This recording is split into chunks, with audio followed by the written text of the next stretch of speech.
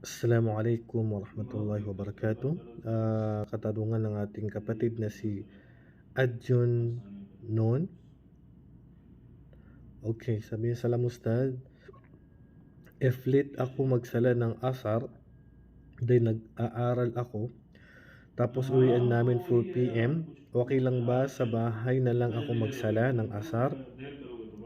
Kahit may malapit na masjid sa amin? Okay, kung babae yung nagtatanong, walang issue. Pero kung lalaki, siyempre nagkaroon ng opinion ng ating mga ulama kung anong hatol sa pagsasagawa ng sala sa masjid. Ito ba ay obligado o hindi obligado? Pangkalahatan, ang pinakamainam siyempre sa lalaki ay sa bahay sa masjid magsala, sa masjid magsala. Pero kung sakali na wala na pong jamaa, tapos na po yung sala ng asar sa masjid, so walang problema, nasa bahay na po kayo magsagawa ng sala.